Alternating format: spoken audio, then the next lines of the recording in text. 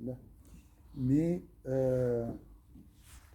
il nous donne quand même, euh, on voit les traces de la personnalité de l'imam à travers ce livre. C'est vrai, ils ne sont pas dans la partie qui parle de l'amour, d'Allah et tout. Là, juste, ils parlent des traditions. Donc, comment le prophète sallallahu alayhi wa sallam a vécu, comment il marchait, comment il parlait, comment il s'habillait, comment il se comportait. C'est vrai, ça c'est un peu euh, comme si c'est donc objectif. Mais, C'est ce qu'on voit. ah, d'accord, Comme ça, je tu sais pas vas alors. Alors, tu es venu ici, si tu continues, alors tu dois me sauver. Là. Alors ici, bon, il est sur Ouais, on arrête. arrête, d'accord. Voilà. Et maintenant, ouvre la page. Quelle page, non, quelle page tu veux montrer? Ah, d'accord, c'est Celle-là. ça. Ok, maintenant, à zoom. Zoom. Oui. Voilà. Partager. Et tu choisis la page, elle est là. C'est laquelle? Celle-là, Yak. Oui, barakallahu fik. Partager. Merci. Barakallahu fik. Magnifique, magnifique. Alors, à la fin de ce livre, l'imam a consacré un chapitre pour les miracles du prophète sallallahu alayhi wa sallam. Et on a vu, bien sûr, selon son expérience de vie, d'accord, il a mis deux conditions pour accepter ces miracles. Hein. Quelles sont ces conditions? Et les conditions sont plus difficiles que la compréhension des miracles eux-mêmes. Il y a des conditions pour accepter ces miracles. Quel miracle?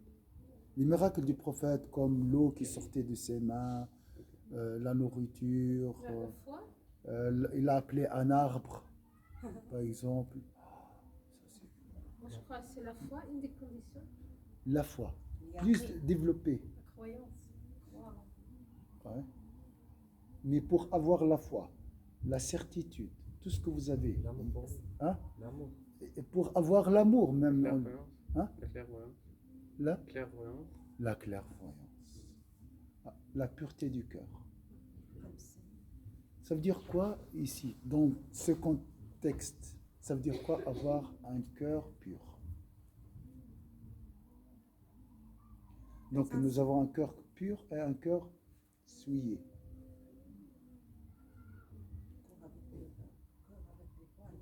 Avec des voiles, avec des impuretés, avec des soupçons, avec de la ruse, de l'orgueil.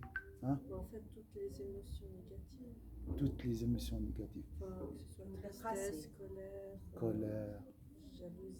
mauvaise opinion, surtout ça. D'accord? D'où viennent ces mauvaises opinions? Je ne comprends pas des gens comme ça. Je l'appelle. Moi, je ne vois pas ce qu'il voit. Tu sais, on parle des fois d'une méchanceté qui se dégage comme ça toute seule, spontanément, qui sort. Où tu juges les autres, tu regardes mal les autres, tu vois tout obscur. Ça, c'est en nous, hein. C'est pas seulement les autres, ça nous arrive. Hein. Quelles sont les causes de cette... Les péchés. Des péchés, comme il a dit. Les péchés, toute forme de corruption qui touche le corps, c'est vrai, le diable, l'ego, mais aussi il y a les expériences de la vie. D'accord? Je pense que les mauvaises opinions concernant les gens, c'est lié à ton passé, à notre passé. Et l'enfant, un enfant innocent, tu lui dis ça c'est blanc, il va te croire. Mais après, à l'école, ils vont lui dire c'est noir. Ah, il m'a trahi. Donc je dois faire attention la prochaine fois. D'accord? Je ne vais pas croire à tout ce qu'ils me disent. Et c'est comme ça qu'on a appris les soupçons et les mauvaises opinions. On est devenu vigilant. Ah, tout d'abord, je devance la méchanceté. Pour ne pas être trahi de nouveau, pour ne eux, c'est pas comme être une naïf, protection, en fait. on dit toujours. Donc vous voyez, Pour eux, c'est comme une protection. une cette protection. façon. Alors que c'est l'inverse. Et ça devient une seconde nature. C'est pas une vie, ça. Voilà. Il y a un grand chiite qui s'appelle Ali Shariati. Il a dit, bien sûr, les chiites, ils ont cette notion comment dire, taqiyya. C'est double face. Montrer une face et cacher une autre. Montrer par exemple qu'il est sunnite, mais alors qu'en réalité, il est chiite. Pour eux, ça fait partie de l'islam. Ah oui, oui, oui, ça fait partie de la religion. Tu dois faire ça C'est pour se protéger. pour se protéger. Parce que, voilà. Alors, il y a des chiites qui disent qu'ils sont sunnites. Non, j'ai donné un exemple juste. Donc, il montrait une image, il cachait une autre. Pour se protéger. Si tu as peur de quelque chose, tu peux faire ça. Bah oui, Pas tout. on a vu que maintenant, par exemple en Afghanistan, ils sont tués comme ça. Hein? Ils sont tués des fois. Oui. Donc des fois ils souffrent. C'est aussi leur manière Oui. de se défendre. Et après, même les sectes ou les tendances extrémistes terroristes en islam, par exemple, ils ont remarqué qu'ils peuvent utiliser ça, c'est aussi pour réaliser leurs attentats ou tout. Vous avez vu sur Internet. Bon, c'est pas. Mais il a dit, ça c'est une exception.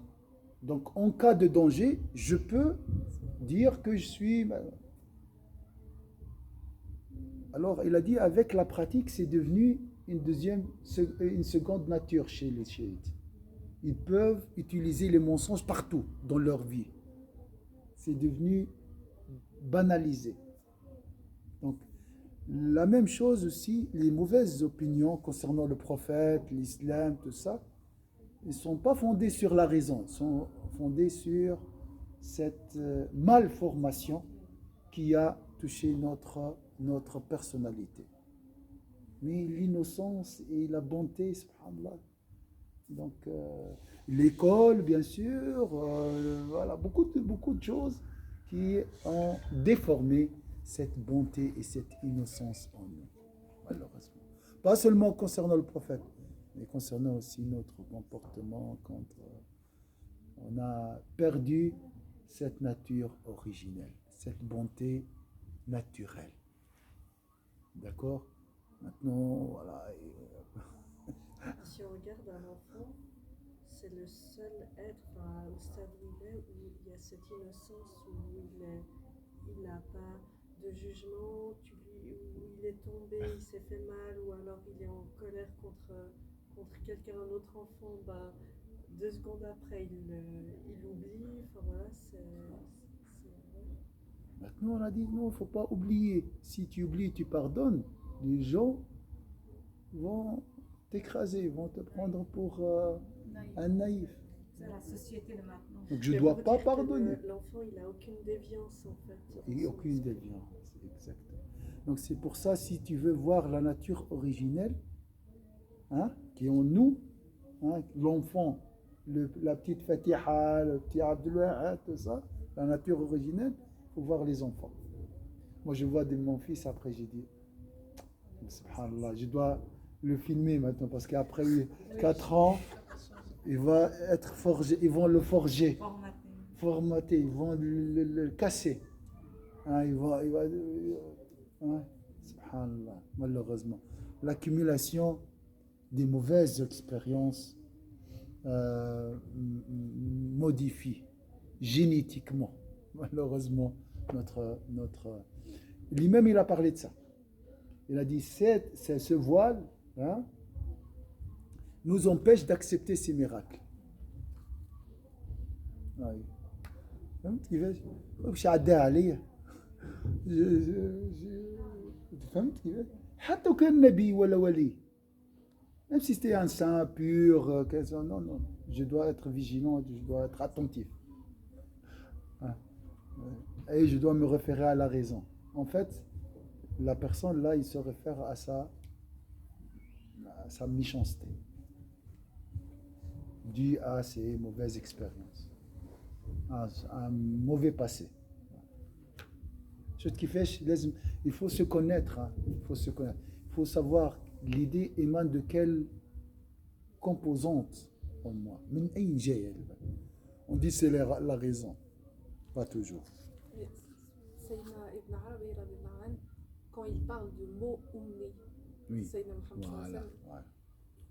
c'est subhanallah, il dit comment vous osez dire que ummi ça veut dire analphabet quand quelqu'un lit le ciel et lit les pierres et lit la création entière. Et toi t'es même pas capable de lire tous les livres, donc c'est quoi, c'est pas analphabet. Et il donne la définition de comme ça, c'est être que ton cœur soit d'une manière vierge à s'émerveiller. Voilà. Il voit le ciel, oh, il voit le pierre, il voit les gens, c'est comme s'il l'a jamais vu, même si hier, tu vois. Mais il a dit ça veut pas dire qu'on est bête, qu'on va tomber dans la même pierre. Non, on a tombé, alhamdoulilah, on va prendre. Mais si une pierre demande la voix, je lui dis comme c'est Assalamu alaikum. Si je suis sincère et ummi réellement, je veux entendre le alaikum salam. Quand il parle de ça, c'est incroyable. Ummi, ça vient de la mère. Ummi, donc comme si il vient de naître. Il n'a pas subi une malformation. Il y a plusieurs définitions, chef, parce qu'il y en a qui viennent de Umma. Il est venu de nous. Oui, C'est ça qu'ils disent. Ça ne veut pas dire Ummi, ça veut dire analphabet, ou je ne sais pas dire écrit. Ils disent non, ça ne veut pas dire ça. Ummi, c'est parce qu'il est venu de Umma, de notre des humains. Voilà.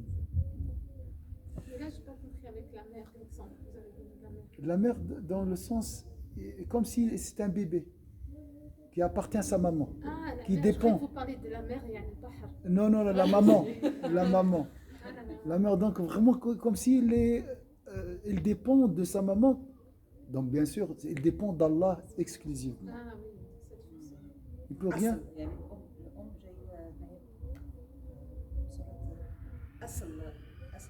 Voilà, voilà, il est encore pur, il est pur. Il est originel, il n'est pas modifié. Il n'a pas subi une modification sociale, d'accord? Comme les fruits maintenant. Comme les fruits, ou bien comme vous voyez, tout est artificiel aujourd'hui. Même le comportement est artificiel. Parce que ça, c'est la conséquence, le fruit ou la conséquence d'une expérience sociale et accumulation. C'est le sens de Ummi, c'est ce qui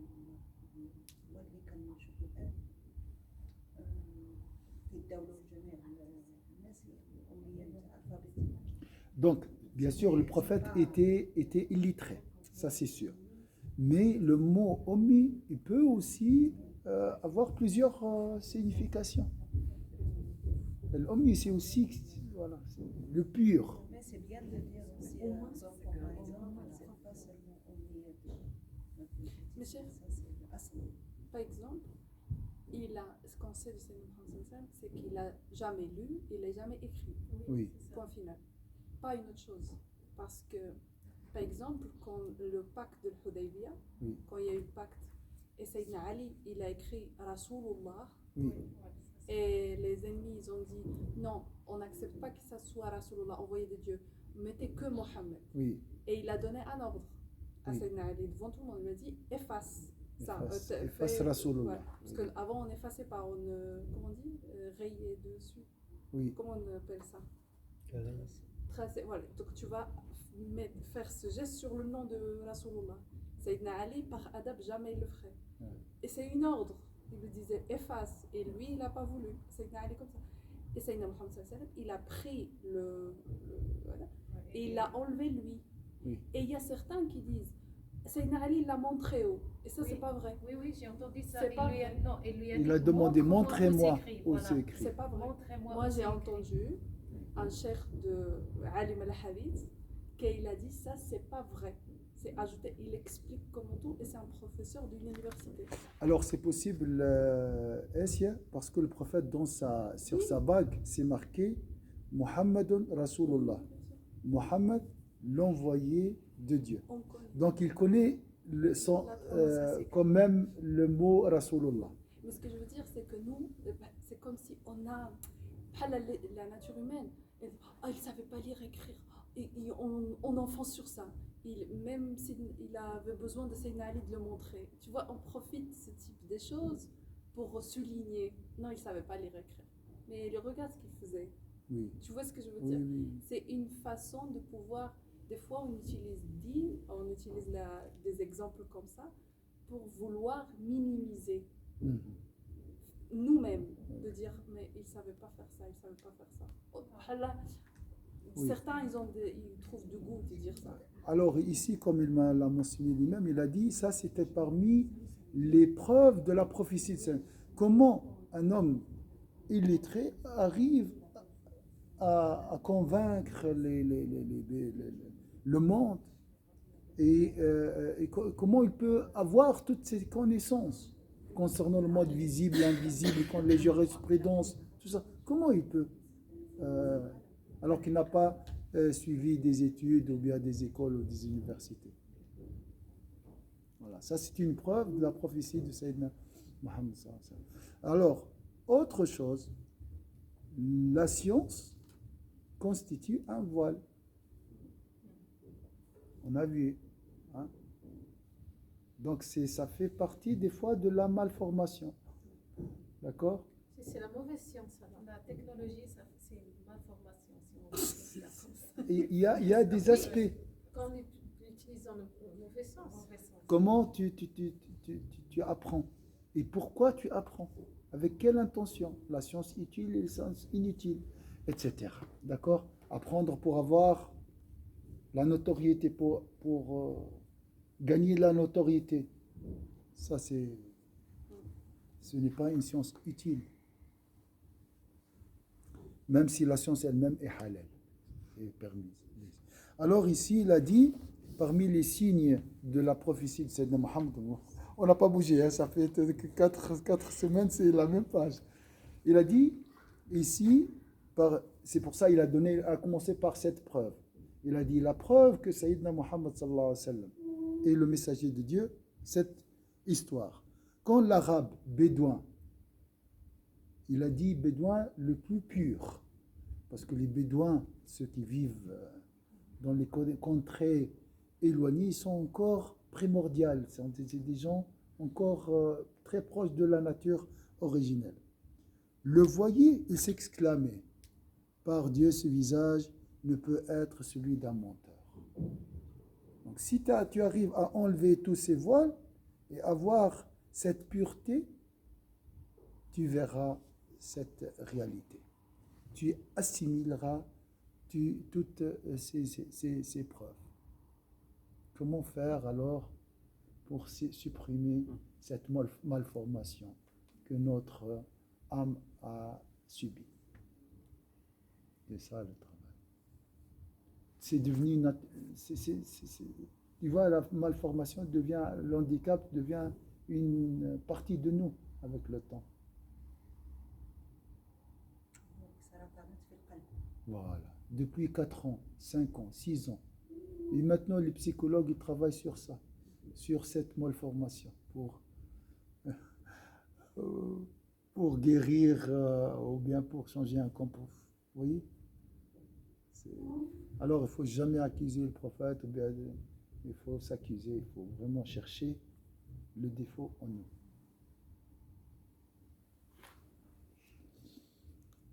Il témoignait de sa sincérité après n'avoir vu de lui que son apparence. Que dire alors du témoignage de celui qui a concrètement observé son caractère et l'a étudié et fréquenté dans tous ses états et en toutes circonstances. Là, les mots sont un peu à interpréter. Il parle de qui? Il parle des compagnons, il parle de nous. Il parle de quelqu'un qui l'a vu réellement ou bien de quelqu'un qui l'a vu en songe véridique. Là, ou bien c'est comme l'imam Malik qu'il disait toujours, lorsqu'il enseignait son visage sur le prophète, son visage changeait. On lui a posé la question, pourquoi ton visage change? Il a dit, si vous voyez ce que je voyais, vous n'allez pas me faire des reproches. Donc voilà, quand on dit observer, c'est possible de voir Sayyidina Muhammad. Il y a des gens qui le voyaient chaque nuit. D'accord? Etc. C'est des degrés de pureté et d'amour. Ça, c'est humain. Hein. Si tu aimes quelqu'un, tu peux le voir en songe véridique chaque nuit. Hein. Donc si tu aimes le prophète, tu peux le voir aussi chaque nuit. C'est possible. C'est pas... Cher, parce que il y a des gens qui nous ont raconté qu'ils avaient rêvé du prophète. Oui, beaucoup. Beaucoup. Et même les pêcheurs, hein. Les pêcheurs, les voyaient, il vient les guider. C'est des histoires. Comment on sait que c'est pas une imagination? Parce que si tu vois le prophète, le diable ne peut pas prendre l'image du prophète. Ça, c'est la vérité. Sauf si tu le vois sous une forme qui ne peut pas correspondre au prophète. Ça c'est autre chose. Mais alhamdulillah.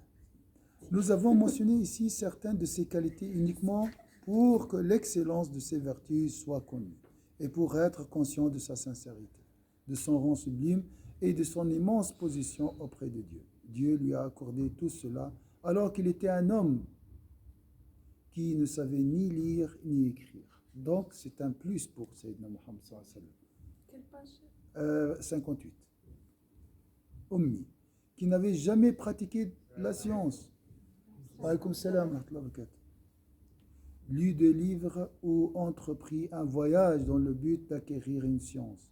Il n'a pas cessé d'être orphelin, faible et considéré tel par les chefs arabes ignorants.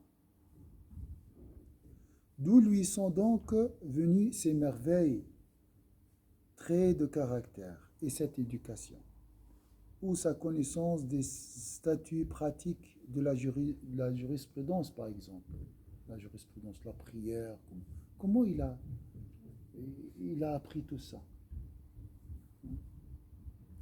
Sans parler des autres sciences, ni de la connaissance de Dieu. La connaissance de les attributs de Dieu, tout ça.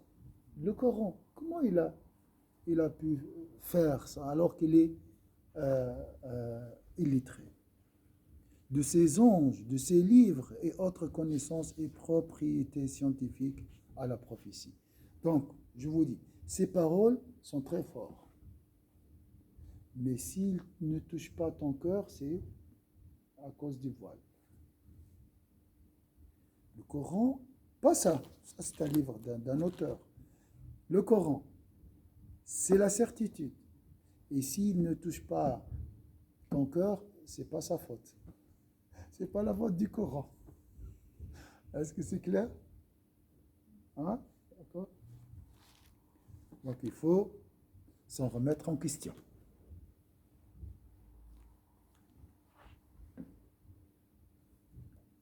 Toutes ces connaissances, il y a des gens qui cherchent toujours les preuves.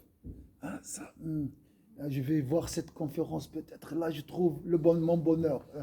Le bonheur consiste à travailler sur soi-même, à enlever ses voiles, à faire ce voyage vers l'intérieur. C'est pas à un moment tu vas être fatigué, tu vas dire mais il n'y a pas de certitude à l'extérieur. Oui, c'est vrai. La certitude c'est à l'intérieur. On a tout à l'intérieur. C'est pour ça que les ulama disent l'enfant naît connaisseur en Allah. On a tout, toutes les connaissances sont là. Donc il faut les réveiller, c'est tout. Il n'y a rien qu'à l'extérieur. L'extérieur peut nous aider à enlever les voiles. Est-ce que ça arrive? Je pense à tout le monde. Quand il y a des fois, on fait quelque chose, on a l'impression qu'on l'a déjà fait. C'est une situation, on dit, ah, mais... Ça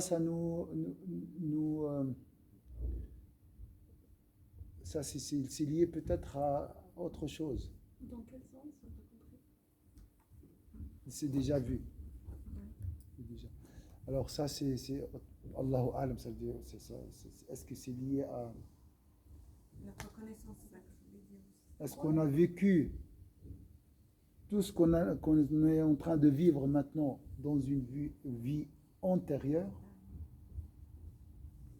Allah, ça c'est... Il y a des situations vraiment que tu as l'impression que tu as déjà vécu. Donc toutes ces connaissances liées à la prophétie, spécifiques à la prophétie, toutes ces connaissances n'étaient-elles donc pas l'aboutissement de la pure révélation divine? Donc il n'y a pas une autre explication. Toutes ces preuves proviennent d'une source céleste. Comment les facultés humaines peuvent parvenir à tout cela par elles-mêmes, même si on ne lui reconnaissait que ses connaissances, cela suffirait amplement. Il est apparu de ces miracles et de ces signes ce qui ne laisse aucun doute. Citons donc ceux qui abondent dans les récits traditionnels et qui sont renfermés dans les recueils de traditions authentiques, juste pour indiquer leur grande quantité et sans entrer en toutefois dans le détail de la narration. Dieu a changé le cours naturel des événements et des choses par le biais du prophète sallallahu alayhi wa sallam, comme dans les cas suivants. Quand les Qurayshites lui ont réclamé un signe de sa sincérité, Dieu a fondu la lune en deux pour lui. Donc c'est un verset dans sourate la lune, le premier verset. Les Qurayshites l'ont demandé un signe de sa prophétie. Il a dit, regardez la lune fondue. Allah a fondu la lune en deux pour lui. Ça, c'est un miracle.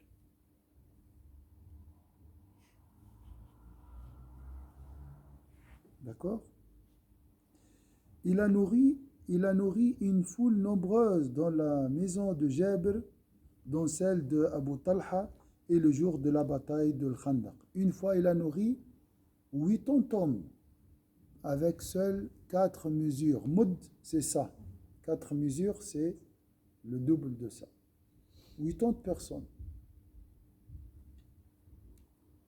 4 mesures, moud d'orge, et un inaq, qui est le petit de la chèvre, à peine plus grand que son nouveau-né, donc, et une chèvre. Une fois, il a nourri 80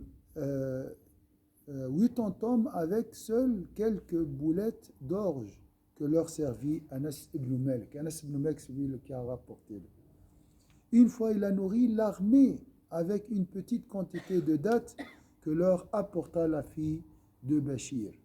Tous les soldats mangèrent à satiété et il en resta. Plusieurs. Une fois, l'eau jaillit de ses doigts et tous les soldats purent étancher leur soif. Puis firent leurs ablutions dans un récipient si étroit que le prophète sallallahu alayhi wa sallam avait des difficultés à y introduire sa main.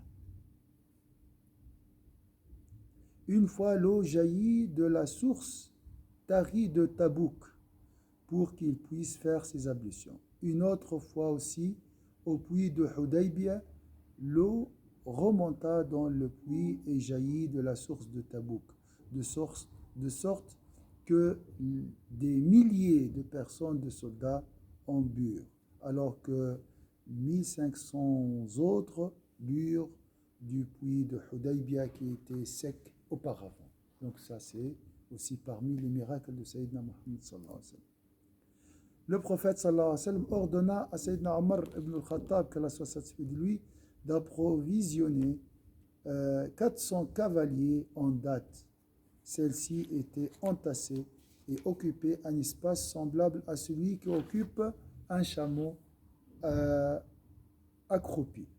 Donc 2 mètres carrés, voilà, de dattes.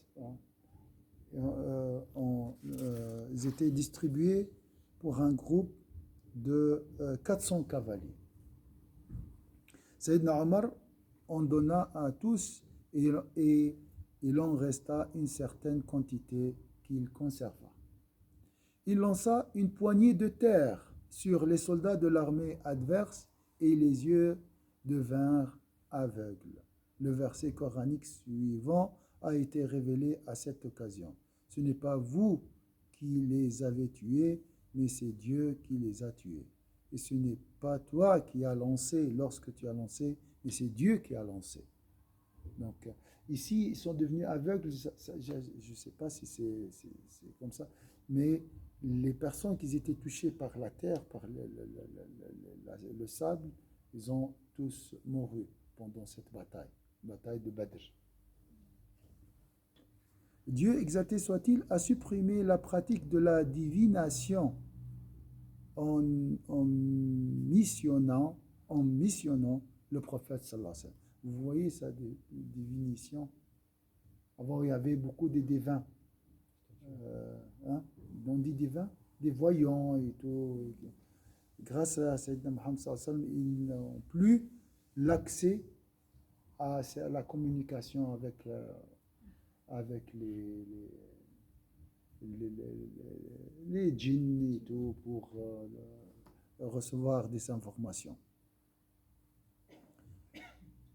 Donc voilà. Elle cessa d'exister bien qu'auparavant elle avait cours. Lorsqu'on lui fabriqua une chair, le tronc sur lequel il s'appuyait avant pour prêcher se mit à gémir. Ça, c'est une histoire très connue. Inch'Allah, lorsque nous partirons à la Umrah, Inch'Allah, on va vous montrer l'endroit où le tronc était enterré. On va voir. Donc, il prêchait sur un tronc, le prophète sallallahu, un tronc de palmier. Après, il y avait une femme qui a demandé à un menuisier de lui construire une chaire de 3 marches. Donc il a commencé à pleurer. Et 40 compagnons ont entendu, qui assistaient au prêche du prophète, ont entendu le tronc gémir, comme un chameau. De sorte que tous les compagnons entendirent un son semblable à la voix d'un chameau qui pleure. Hanin, on appelle ça. Le prophète sallallahu alayhi wa sallam mit alors ses bras autour du tronc et celui-ci cessa de gémir. Il y a toute une histoire, il lui a promis qu'il serait un arbre au paradis. Il a dit d'accord, j'accepte de céder ma place à cette... Mais il a dit avec moi au paradis, c'est ça? Avec moi, avec le prophète sallallahu alayhi wa sallam. Voilà, on va s'arrêter ici, Inch'Allah. Beaucoup d'autres histoires, Inch'Allah, et d'autres miracles. L'imam à la fin, bon, peut-être on n'aura pas la question. Il a dit une chose. Il a dit, pourquoi vous n'avez pas des doutes de Hercule, par exemple? C'est un homme romain qui a vécu pendant l'Empire byzantin. Pourquoi on n'a pas des doutes sur ça? Pourquoi on n'a pas des doutes sur Einstein, sur Shakespeare, sur le courage de Sayyidina Ali, sur la générosité de Hatem al-Taï? C'est une légende arabe de générosité. Pourquoi on n'a pas des doutes sur alors, on les a même pas vus. On ne l'a jamais vu. Non. Et il n'y a pas de preuves. Alors que le prophète, il y a beaucoup de livres. Pourquoi on a toujours des doutes sur Jésus, sur l'islam, sur les religions? Donc, vous comprenez alors là, voilà quelques preuves qui nous aident, Inch'Allah, à renforcer cette réalité. Sayyidina Muhammad sallallahu alayhi wa sallam est envoyé par Dieu. Bismillah ar-Rahman ar-Rahim. Tout provient d'Allah Azza wa Jal. Donc quand tu penses à Sayyidina Muhammad, tu renforces cette certitude. Des fois, pour renforcer la certitude, il faut répéter le mot. Il faut répéter 2-3 fois, et comme si tu réveilles cette vérité en toi. Parce que le diable parle, ou l'ego parle, ou bien le passé, comme on a dit, un discours. Tu dois répondre. Si quelqu'un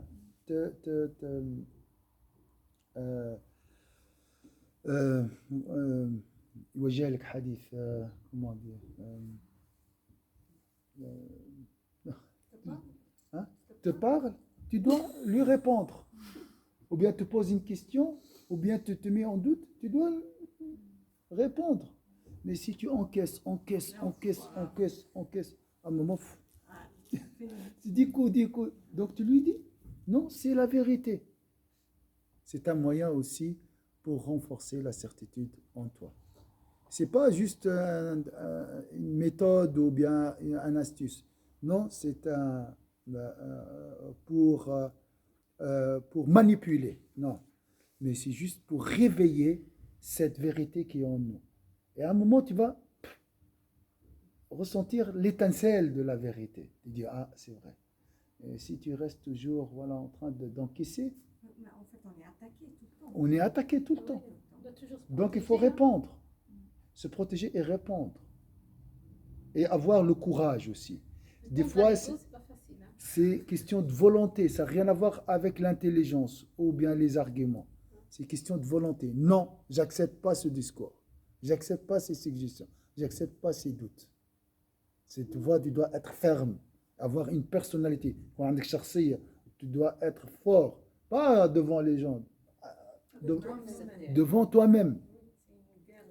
Oui, tu restes debout. Mais dis-moi taille, dis-moi mazoum, toujours tu es vaincu. Non, tu laisses pas le diable te manipuler comme ça.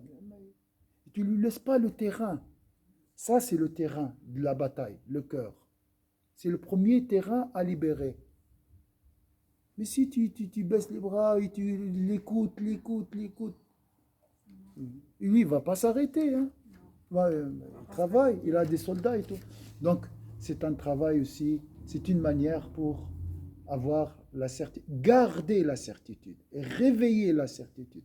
Voilà. Une remarque, ça c'est le grand jihad. Vous entendez le mot jihad. Hein? Jihad, c'est l'effort. Ça, c'est une guerre permanente jusqu'au dernier souffle. Tu as la vérité, tu as le trésor, tu dois le protéger. On est d'accord. Mais il y a des brigands, comme on l'a dit. Il y a des voleurs. Il y a des gens qui sont jaloux. Le premier, c'est le diable, bien sûr. D'accord? Hein? Il y a plusieurs ennemis. Il y a qui sont des fois même proches de toi. Une remarque? Tout est clair? Barakallahu fikum, inshallah. Subhana rabbika rabbil izzati amma yasifun wa salamun ala al mursalin. Alhamdulillahi rabbil alamin.